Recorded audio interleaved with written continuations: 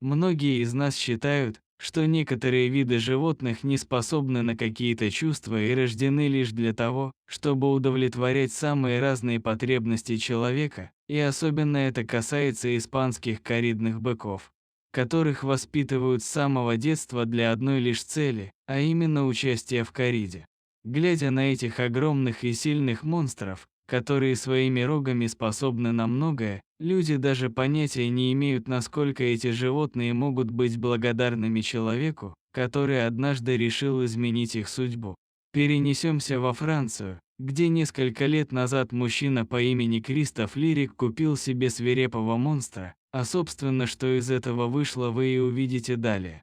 Французский фермер по чистой случайности оказался на аукционе, где продавали быков, предназначенных для кориды. Стоит сказать, что тогда мужчина даже и не задумывался о том, что вскоре обычная поездка изменит всю его жизнь.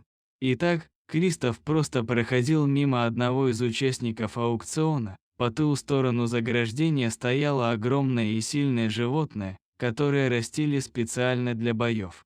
Неизвестно, что именно тогда привлекло внимание нашего героя, но увидев это необыкновенное существо, которое смотрело на человека огромными глазами, Кристоф сразу же почувствовал между ними какую-то связь. Как вспоминал позже сам герой, увидел его в скотоводстве Дона, он был предназначен для участия в кориде Барселоны.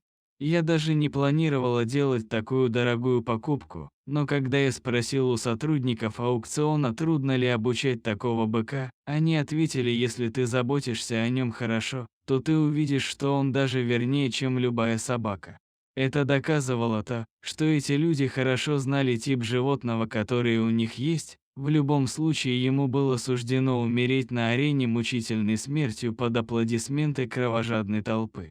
Мне стало жалко этого здоровяка, и в общем я решил его купить. Это было немного странное решение, я сам тогда не понимал, что делаю. Бык стоил недешево, и мне даже пришлось отдать едва ли не последние деньги, и, наверное, многие бы с меня посмеялись и покрутили пальцем у виска. Но спустя уже несколько дней я понял, что это было одно из лучших решений в моей жизни. Кристоф привез здоровяка на свою ферму и оборудовал ему специальный загон. Уже с самого начала бык вел себя довольно спокойно, он совсем не был агрессивным и своими бездонными глазами наблюдал за Кристофом и всеми его действиями. Мужчина стал его кормить, и последний проявил здоровый аппетит. Уже спустя несколько дней Кристоф мог спокойно к нему заходить, но все же опасения были, ведь всего одного удара своими мощными рогами хватило бы для того, чтобы отправить человека на тот свет. Но наш рогатый питомец даже не думал ничего такого вытворять. Спустя время быку дали его настоящее имя Фадьен, и с каждым днем животное все больше и больше привыкало к своему человеку.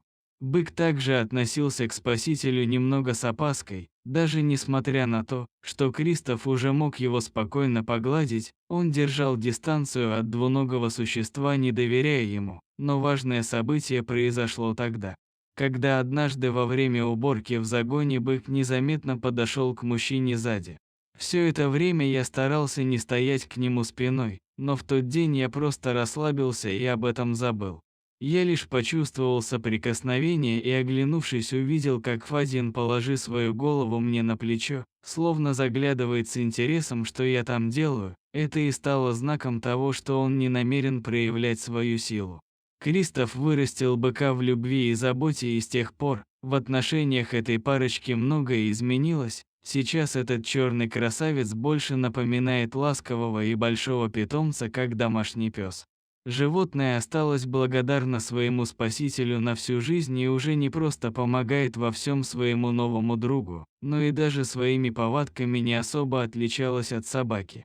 Парень спокойно разгуливает перед Фодином даже в красной одежде, а боевой бык в свою очередь даже не думает нападать. Удивительно то, что рядом с ним Кристоф находится в полной безопасности даже в красном цвете, который призван провоцировать быков. Ну что самое удивительное, этот замечательный бык любезно существует не только с хозяином, но и со всеми остальными обитателями фермы. Он проявляет интерес к другим животным и больше походит на добряка-здоровяка. Дни на ферме проходят весело, хозяин даже пытается дрессировать своего подопечного, как в мультике «Трое из Простоквашино». Фадин, судя по всему, совсем не против, он уже выучил несколько команд. Так, к примеру, он ложится возле своего хозяина на траву и наслаждается вместе с ним красивым закатом. Кристоф гладит своего быка, обнимает его и дарит всю любовь. Также мужчине достаточно только позвать Фадьена по имени, и тот, словно угорелый, несется к нему. Если бы мог, то, наверное, он бы даже приносил мне полку, а в целом он очень заботливый друг. Фадьен любит обнимашки, и всегда, когда я к нему подхожу, всем своим видом он показывает, что рад меня видеть. Кристоф без проблем катается на быке. Залазит к нему на рога, а тот аккуратно, чтобы не навредить человеку, несет его на себе. Когда мужчина ложится, Фадьен также подходит к нему и мастит рядом свою пятую точку. Козы и прочие обитатели фермы также любят частенько покататься и просто посидеть на этом здоровяке. И, конечно же, он совсем не против. Так уж получилось, что человек и боевой бык на самом деле стали очень близкими друзьями. Этот огромный и свирепый амбал стал прекрасным домашним питомцем, который каждый день благодарит своего спасителя за новый счастливый день на свободе, и кто-кто. А он точно никогда не забудет доброты человека, в отличие от многих людей.